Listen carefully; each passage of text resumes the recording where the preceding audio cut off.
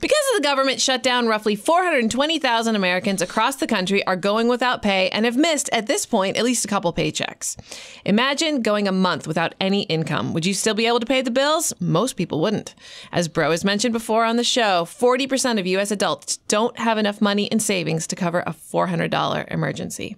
So now seems like a really good time to have an episode dedicated to building an emergency fund and what to do if you don't already have one. Right. So, Bro, where do you want to start?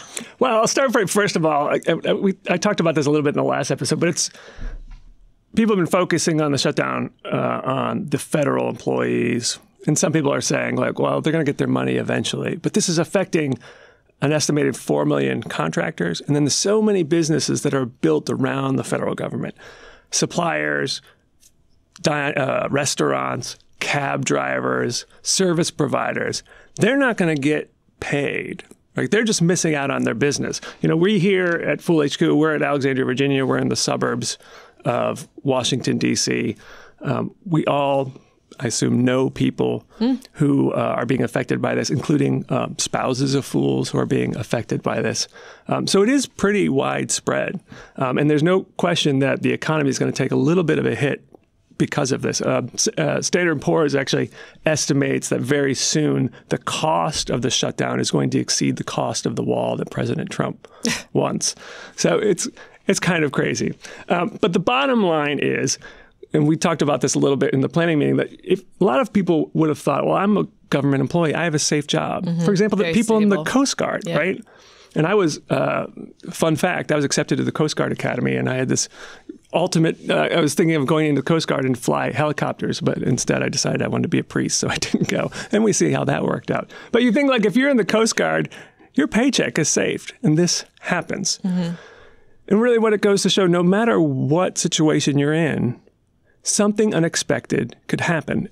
And the solution to that is the big old boring emergency fund, right? It's the most standard advice from all financial planners, but it just shows the need for it. Because if you don't have that emergency fund, you're going to have to rely on other sources for the funds. And we're going to talk about those later in the show and the pros and cons of each option. But all of them are inferior to just having some cash on the side. So first of all, let's talk about why you would have an emergency fund. All right, we're talking about the shutdown. So it's an income disruption. But it could also be an unexpected expense, home repair, car repair, medical bill, something like that, that you didn't budget for. So that's the reason why you would have an emergency fund.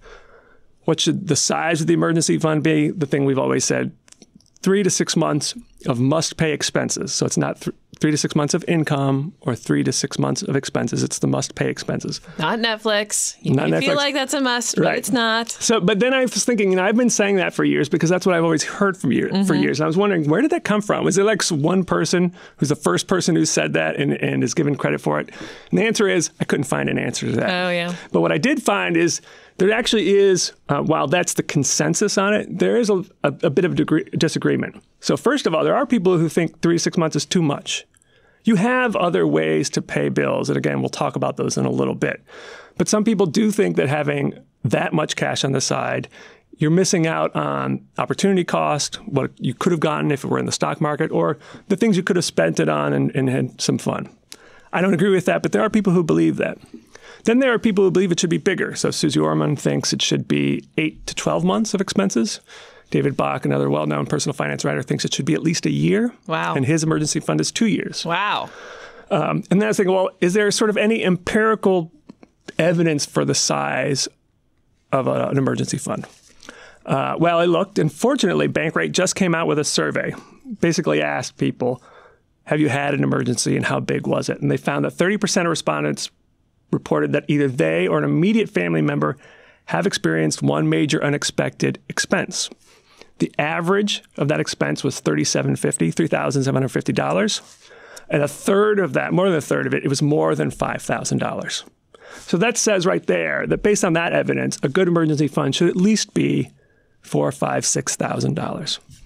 Then what about the income disruption? That's usually because you've been laid off in most situations. So I looked at that, and right now, the average duration of unemployment in the U.S. is 9 weeks.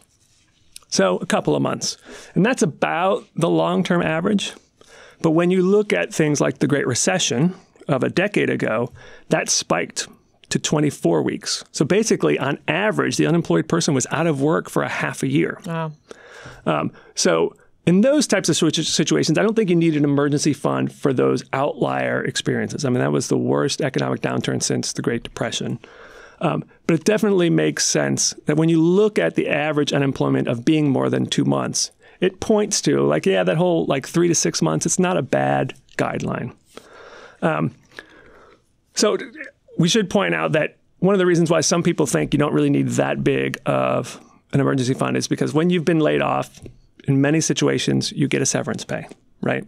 The average severance pay is 1 to 2 weeks for every year of service. So, if you've worked for a company for 5 years, you could expect a severance pay of 5 to 10 weeks. Not here at the Motley Fool. Yeah, it's a little more generous. Yeah. Also, I've heard discussions of not being quite so generous. But I think one thing everyone should do is find out your own company's severance package. And in the case of, the Enrons and the WorldComs and the Lehman Brothers and all those situations, many of them, they went out of business. They were really, I don't know the exact details for each of those companies, but in many situations, when a company goes under, you lose your job and they don't have money to pay a severance.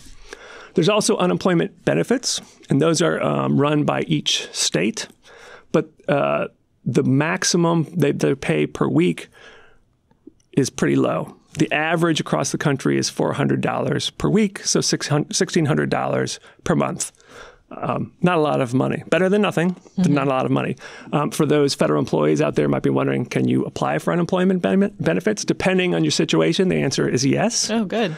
But if you then go back to work and you get the back pay, you have to return the unemployment benefits, which might be fine. Maybe you just need something to get you there. Right, exactly.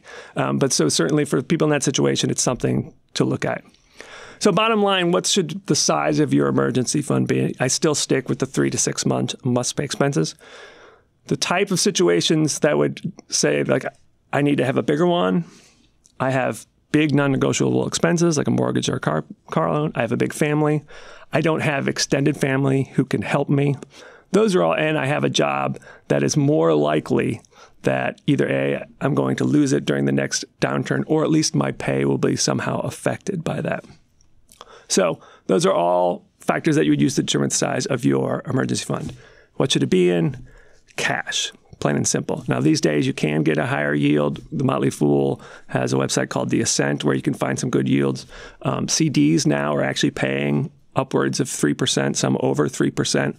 Those are worth looking at. Just know that if you're going to buy a CD, you're supposed to keep it until the duration, 2-3 year CD. You want to know the CD's policy if you need to cash it in early. Usually it's something like 3 to 6 months of interest, but you want to know that beforehand.